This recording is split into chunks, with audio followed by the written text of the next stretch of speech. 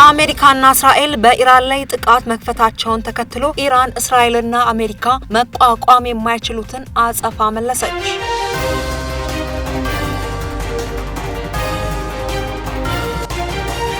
ሰላም ጤና ይስጥልን ክብራን አድማጭ ተመልካቾቻችን እንደምን ቆይታችኋል እያልኩኝ ወደ እሳቱ መረጃዎቻችን ተሻገርኩኝ። ወደ መረጃዎቻችን ስናመራ ኢራን እስራኤልና አሜሪካ ላይ 37ኛውን የጥቃት ማዕበል በማካሄድ እጅግ በጣም ከባድ የሆነውን ክሩምሻር ሚሳኤሎችን በመተኮስ ከ3 ሰዓታት በላይ የፈጀ ባለ ብዙ ሽፋን ጥቃት መፈጸሟን የኢራን አብዮታዊ ዘብም አስታውቋል። እስራኤልን በበኩሏ የኢራን ከባድ ያጸፋ ምላሽ እንዳይታይባት የመንገድ ዳር ካሜራዎቿን ማንሳቷን ቀጥላለች። የኢራን ጥቃት በርካቶችን ስጋት ላይ ጥሏል። መረጃውን ይዘናል የምናስደምጣችሁ ይሆናል። በተያያዘ መረጃ ኢራን በሆርሙዝ ሰርጥ የባህር ላይ ፈንጂዎችን ማጥመድ መጀመሯ ተነግሯል። በዚህም አሜሪካን ጨምሮ የዓለም ሀገራት ኢኮኖሚያቸው አሳስቧቸዋል። በርካታ ሀገራትም ኢራን ሆይ ይህንን አታድርጊ፣ ምን ትፈልጊያለሽ፣ ምን እናድርግልሽ፣ ምን እናግዝሽ እያሉ ኢራንን እየተማጸኑ ይገኛሉ። ጉዳዩን አስመልክተን መረጃውን ይዘናል የምናስደምጣችሁ ይሆናል። ሌላኛው መረጃችን በኢራን ምሕረት የለሽ አጸፋ ምላሽ በርካታ የአሜሪካ ወታደሮች እንደተጎዱና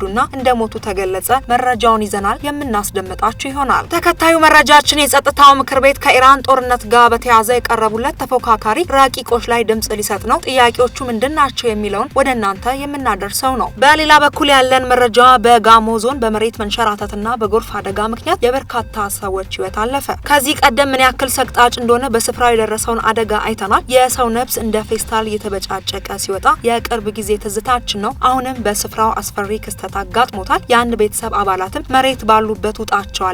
መረጃው በጣም ያሳዝናል። ይህንንም ወደ እናንተ የምናጋራችሁ ይሆናል። ክብራን አድማጭ ተመልካቾቻችን እንደተለመደው ለእርሶ ጠቃሚ ብለን ያሰብናቸውን መረጃዎች ሁሉ ይዘን ተገኝተናል። ታዲያ እስከ ዜናችን ፍጻሜ ድረስ አብራችሁን ቆዩ ስንል የአክብሮት ግብዣችን ነው። ለቻናላችን አዲስ ከሆናችሁ መሰል መረጃን በየሰዓቱ ለማግኘት ቻናላችንን ሳብስክራይብ በማድረግ የደውል ምልክቶ መጫን እንዳይረሱ። ቪዲዮ ላይክ፣ ሼር በማድረግ ይጀምሩ።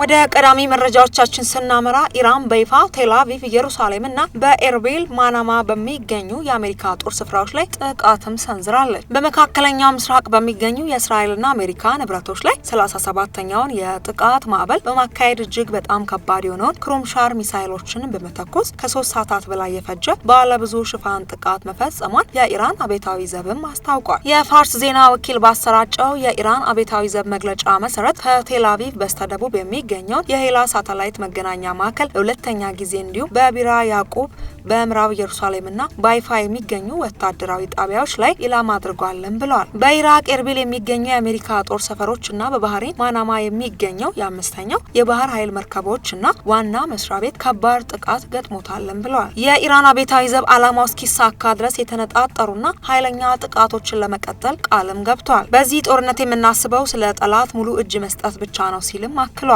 ተከታይ መረጃችን በርካቶችን ያስደነገጠና ያስበረገገ ነው። ኢራን በሆርሙዝ ሰርጥ ላይ የባህር ላይ ፈንጂዎችን ማጥመድ መጀመሯ ተነገረ። ወደ ዝርዝር መረጃው እናምራ። ኢራን በዓለም የነዳጅ ንግድ ላይ እጅግ በጣም ወሳኝ በሆነው የሆርሙዝ ሰርጥ ላይ የባህር ላይ ፈንጂዎችን ማጥመድ መጀመሯ ተዘግቧል። ይህ እርምጃ በቀጠናው የተፋፋመ ከመጣው ወታደራዊ ግጭት ጋር ተያይዞ የዓለምን ኢኮኖሚና የጸጥታ ሁኔታ ስጋት ላይም ጥሏል። እንደ ሲኤንኤን ዘገባ ከሆነ ኢራን ባለፉት ጥቂት ቀናት ውስጥም በ10 የሚቆጠሩ የባህር ላይ ፈንጂዎችን በመርከብ መተላለፊያ ላይ መስመሮች ላይም ጠምዳለች። ምንም እንኳን አሁን የተጠመዱት ፈንጂዎች ቁጥር አነስተኛ ቢሆንም ኢራን በመቶ ሺዎች የሚቆጠሩ ተጨማሪ ፈንጂዎችን በአጭር ጊዜ ውስጥም የመጥመድ አቅምም አላት። የኢራን አብዮታዊ ዘብ 2 እና 3 ፈንጂዎችን በአንድ ጊዜ መጫን የሚችሉ ትንንሽና ፈጣን ጀልባዎችን ለዚህ ተግባራት እያሰማራ መሆኑን የአሜሪካ የስለላ ተቋማትም ገልጸዋል። ቀጠናው በአሁኑ ወቅትም እጅግ አደገኛ በመሆኑ የሞት ሸለቆ የሚል ስያሜ እየተሰጠውም ይገኛል። ኢራን ከፈንጂዎች በተጨማሪ በፈንጂ የተሞሉ አጥፍቶ ጠፊ ጀልባዎችና የባህር ዳርቻ ሚሳኤሎችን በማሰማራት መስመሩን ለማገድ እየሞከረችም ነው ተብሏል። አሜሪካ የነዳጅ ጫኝ መርከቦቿን በወታደራዊ ኃይል ታጅበው እንዲጓዙ የማድረግ አማራጭን እያጤነች ቢሆንም እስካሁን ግን ይፋዊ ጥበቃ አልተጀመረም። ታዋቂ የሆኑ የባህር ላይ መድን ሰጪ ድርጅቶች በሆርሙዝ ሰርጥ በኩል ለሚያልፉ መርከቦች የሚሰጡትን የጦርነት ስጋት ሽፋንም ሰርዘዋል። በአሁኑ ወቅትም ከ150 በላይ የነዳጅ እና የጋዝ ጫኝ መርከቦች በሰርጡ መግቢያና መውጫ ላይ ቆመው ሁኔታዎችን በመጠባበቅ ላይ ይገኛሉ። ሌላኛው መረጃችን ኢራን በአሜሪካና በእስራኤል ወዳጆች ላይ ጥቃት መፈጸሟን ቀጥላለች። ኢራን በዙሪያ በሚገኙ የአሜሪካ ሰራዊት ጦር ሰፈር በሚያስተናግዱና የአሜሪካ ወዳጅ በሆኑ አገራት ላይ የምትፈጽመውን ቅጣት ቀጥላለች። የኢራን ጥቃት የተለያዩ ተቋማትን ኢላማ ያደረጉም ናቸው። ከነዚህ መካከል የነዳጅ ማውጫዎችና ማጣሪያዎችና ማስተላለፊያዎች ዋነኞቹ ናቸው። የአሜሪካ ባህር ኃይል ሰፈር የሚገኝበት ትንሿ የደሴት ሀገር ባህሬን ከጦርነት መጀመር አንስቶ በኢራን ጥቃት ሲፈጸምባትም ቆይቷል። ሌላኛው መረጃችን የእስራኤሉ ጠቅላይ ሚኒስትር የኔታንያሁ መልእክት ነው። ለኢራናውያን አዲሱ አምባገነን እንዳይተካ ተጠንቀቁ ብሏል። ኢራናውያንም በበኩላቸው እኛም ይበጀንና የሚጠቅመንን እኛ እናውቃለን፣ እስራኤል በኢራን ሕዝብ ጉዳይ ምን አገባት ሲሉ መልሰዋል። የእስራኤሉ ጠቅላይ ሚኒስትር ይህንን መግለጫ ያወጣው ለራሱ ደህንነት በመስጋት ነው ሲሉ በርካቶችም ወርፈውታል።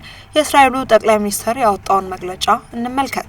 የእስራኤል ጠቅላይ ሚኒስትር ቤንጃሚን ኔታንያሁ በቢሮአቸው ይፋዊ የኤክስ አካውንት ላይ የኢራን ህዝብ በህይወት ዘመን አንድ ጊዜ ብቻ የሚፈጠር እድል ብለው የጠሩትን አጋጣሚ እንዲጠቀሙበትም አሳስበዋል። ኔታንያሁ ለኢራን ህዝብ ባስተላለፉት መልእክትም እድላችሁን በእጃችሁ ለመያዝ ተዘጋጁ ሲሉ ጥሪም አቅርበዋል። አያቶላ አሊ ካሚኒ በህይወት እንደሌሉ የገለጹት ኔታንያሁ የኢራን ህዝብ በሌላ አምባገነን መተካት እንደማይፈልግና ለውጥ ለማምጣት አሁን ምቹ ጊዜ መሆኑንም አስገንዝበዋል። የኢራን ህዝቦችም ለኛ አስባቸው አይመስልም ሲሉ በጠቅላይ ሚኒስተሩ መግለጫም ተሳልቀውበታል። ሌላኛው መረጃችን በኢራን ጦርነት በርካታ የአሜሪካ ወታደሮች እንደተጎዱና እንደሞቱ ተዘገበ። በአሁኑ ሰዓት ኢራን እንደሚታወቀው እስራኤልና አሜሪካ ላይ ከባድ ጥቃት እየፈጸመች ነው። እስራኤልም እንደሚታወቀው እንግዲህ የመንገድ ካሜራዎቿን እያነሳች ነው። ይሄም ደግሞ በኢራን የሚደርስባትን ጥቃት ለማስተባበል እንደሆነ እየተገለጸም ይገኛል። በአሁኑ ሰዓት እንግዲህ የተለያዩ መረጃዎች ሾልኮ የወጡትን ስንመለከት ኢራን የአሜሪካና የእስራኤልን በርካታ ወታደሮች በተለይ አሜሪካ ወታደሮች መሞታቸውንና ከባድ ጉዳት ማድረሷን አንዳንድ መረጃዎች ያሳያሉ። አሜሪካ በበኩሏ የለም ይሄን ያክል ነው የሞተብኝ፣ ይሄን ያክል ነው የተጎዳብኝ በማለት መረጃዋን ይዛ ብቅ ብላለች። አሜሪካ ይፋ ያደረገችውን መረጃ ስንመለከት 11ኛ ቀኑን በያዘው የኢራን ጦርነት በመካከለኛው ምስራቅ የሚገኙ 140 ገደማ የአሜሪካ ወታደሮች እንደተጎዱ የሀገሪቱ የመከላከያ ሚኒስቴር ገለጸ። የሚኒስቴር መስሪያ ቤቱ ቃል አቀባይ ሻን ፓርኑል ባወጡት መግለጫ ኦፕሬሽኑ ኢፒክ ፓወር ከተጀመረ አንስቶ ከ10 በላይ በሚሆኑ ቀናት በተፈጸሙ ተከታታይ ጥቃቶች 140 እንደሚደርሱ የተገመቱ የሰራዊት አባላት ተጎድተዋልም ብለዋል። እንደ ፔንታጎን መረጃ ከነዚህ ውስጥም አብዛኞቹ ጉዳታቸው አነስተኛ የሚባሉ ናቸው። 108 ያህል የሰራዊት አባላትም ወደ መደበኛ ስራቸው ተመልሰዋልም ብለዋል። የኢራን የአጸፋ ምላሽ የማይካድ ነገር ቢኖር ከባድ ነበረ፣ 6 ወታደሮችን መሞታቸውንም አክለዋል። ከጦር ስፍራዎችን በተጨማሪ ኢራን በባህር ሰላጤ ሀገራት የሚገኙ ሆቴሎችን፣ አየር ማረፊያዎችን፣ የነዳጅ መሰረተ ልማቶችንም አጥቅታለች። ሌላኛው የጸጥታው ምክር ቤት ከኢራን ጦርነት ጋር በተያያዘ የቀረቡለት ተፎካካሪ ረቂቆች ላይ ድምጽም ሊሰጥ ነው።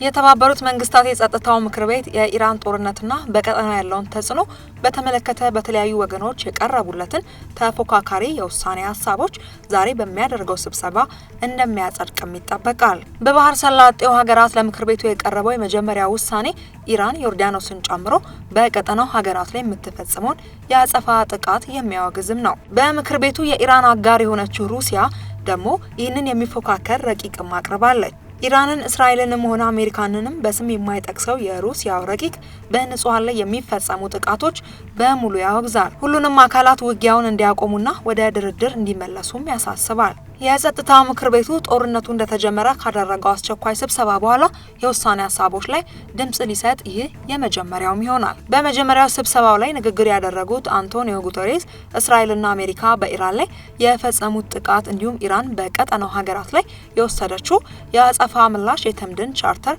የሚጥስ እንደሆነም ገልጸውም ነበር። አሁን የቀረበውን ረቂቅ ከ90 በላይ ሀገራት ድጋፍ ሰጥተውታል። ረቂቁ በኢራን እና በአጋሮቹ አማካኝነት በባህር ሰላጤው ሀገራት እንዲሁም ዮርዳኖስ ላይ የሚፈጸሙ ጥቃትና ዛቻ በአስቸኳይ እንዲቆምም ይጠይቃል። በተጨማሪም ኢራን ወሳኝ በሆነው የሆርሙዝ ወሽመጥ በኩል የሚደረገውን ዓለም አቀፍ ጉዞ ለመዝጋት ወይም በጉዞ ላይ ጣልቃ ለመግባት የምትወስዳቸውን ማንኛውንም እርምጃ ወይም ማስፈራሪያም ያወግዛል። ውድ አድማጭ ተመልካቾቻችን እነዚህ እንግዲህ ለጸጥታው ምክር ቤት ከኢራን ጦርነት ጋር በተያያዘ የቀረቡ ተፎካካሪ ረቂቆች ጥያቄዎች ናቸው። የጸጥታው ምክር ቤት ደግሞ ምላሹን የሚሰጥ ይሆናል። ምላሹ እንደቀረበ ወደ እናንተ የምናቀርብም ይሆናል። ኛው መረጃችን በኢራን ያጸፋ ጥቃት በሚሳይልና በድሮን የተመቱ ሀገራት እነማን ናቸው የሚለውን መረጃ እናያለን። አሜሪካና በእስራኤል ጥቃት ከተከፈተበት 2 ሳምንት የሆናት ኢራን ያጸፋ ጥቃት በዙሪያ በሚገኙ ሀገራት ላይ መፈጸሟንም ቀጥላለች። ኢራን ጥቃት ከተከፈቱባት ሀገራት መካከል አንዷ በሆነችው እስራኤል ላይ በሚሳይልና በድሮን ስትደበድብም ቆይታለች። በተጨማሪም የአሜሪካ ጦር ሰራዊትን አስጠግተዋል። እንዲሁም የአሜሪካ የቅርብ ወዳጆች ናቸው ባሏቸው የመካከለኛው ምስራቅ ሀገራት ላይ ጥቃት መፈጸሟንም ቀጥላለች። ቅዳሜ የካቲት 21 ቀን 2018 ዓ.ም ጥቃት የተፈጸመባት ኢራን ከፍተኛ ጉዳት ደርሶባታል። ጠቅላይ መሪዋን ጨምሮ ሌሎች የሀገሪቱ ፖለቲካዊና ወታደራዊ መሪዎቿ ተገድለውባታል። አሜሪካ ጦርነቱን ለማቆም ኢራን ሙሉ ለሙሉ እጅ መስጠት እንዳለባት ብትገልጽም ኢራን ግን ለሚፈጸምባት ጥቃት አጸፋውን ለመመለስም ቀጥላለች። ሌላኛው ወደ ሀገራችን መረጃ ስናመራ በጋሞ ዞን በደረሰ የመሬት መንሸራተት የጎርፍ አደጋ የበርካታ ሰዎች ህይወት ማለፉ ተገለጸ። ህብረተሰቡ ጥንቃቄ እንዲያደርግም ተጠይቋል። ከዚህ በፊት በርካታ ሰዎችን ለማየት አይደለም ለማሰብ በሚሰቀጥጥ መልኩ ምን ያክል ጉዳት እንዳደረሰ የቅርብ ጊዜ ትዝታችን ነው። በደቡብ ኢትዮጵያ ክልል በጋሞ ዞን በተለያዩ አካባቢዎች በጣለው ከባድ ዝናብ ምክንያት በተከሰተ የመሬት መንሸራተትና የጎርፍ አደጋ የ30 ሰዎች ህይወት ማለፉን የዞኑ አስተዳደር አስታወቀ። እስካሁን ባለው መረጃ መሰረት በአደጋው የሟቾች ቁጥር 30 መድረሱ የተረጋገጠ ቢሆንም የጉዳቱ መጠነ ሰፊ በመሆኑ የሟቾቹ ቁጥር ሊጨምር እንደሚችልም ተገምቷል። የደቡብ ኢትዮጵያ ክልል ርዕሰ መስተዳድር ጥላሁን ከበደ በዞኑ በቀጣይ በተለያዩ አካባቢዎች ከፍተኛ የጎርፍና የመሬት መንሸራተት ስጋት ሊያጋጥም እንደሚችል በመግለጽም ለጎርፍ ናዳ ተጋላጭ በሆኑ አካባቢዎች የሚኖሩ ዜጎች ጥንቃቄ እንዲያደርጉ ተመሳሳይ ጥሪ አቅርበዋል። የዞኑ ዋና አስተዳዳሪ ዶክተር ደምሴ አድማሱ በአደጋው ምክንያት ተፈናቅለው ለችግር የተጋለጡ ወገኖችን መልሶ ለማቋቋም የመጠለያና የምግብ የሕክምና እርዳታ በልዩ ትኩረትና በአስቸኳይ ሊቀርብ እንደሚገባም አሳስበዋል። ከዚህ ቀደም እንግዲህ እንደሚታወቀው የሞተ አካል እንኳን ከመሬት ስቦ ለማውጣት ምን ያክል ከባድ ችግርና እንዲሁም ደግሞ የተለያየ አካል ክፍል ተገነጣጥሎ ያየንበትና ለማሰብም ወደ ኋላ ለመመለስም የሚያዳግተንም የሚቸግረንም ጉዳይ ነው። ውድ አድማጮቻችን ያ መከራ ታዲያ ተመልሶ እንዳይመጣ መርዳት ባለብን አቅም መርዳት እንዲሁም ደግሞ ለመንግስትም ለተለያዩ ለአካባቢው ሰዎችም አቅም ላላቸው ሁላ እንዲደርሱላቸው ጥሪያችንን እናስተላልፋለን። ውድ አድማጭ ተመልካቾቻችን በሀገራችንም በዓለማችንም የሚሰማውን ችግር፣ ጦርነት፣ መከራ፣ ራብ ፈጣሪ አምላካችን ያስቁምልን። ለዛሬ ዘንላችሁ የቀረብንላችሁ መረጃዎቻችን ይህንን ይመስላል። ሰላም ለሀገራችን፣ ሰላም ለዓለማችን። በቀጣይ በሌሎች መረጃዎች እስክንገናኝ ድረስ በያላችሁበት ጤና ይስጥልን።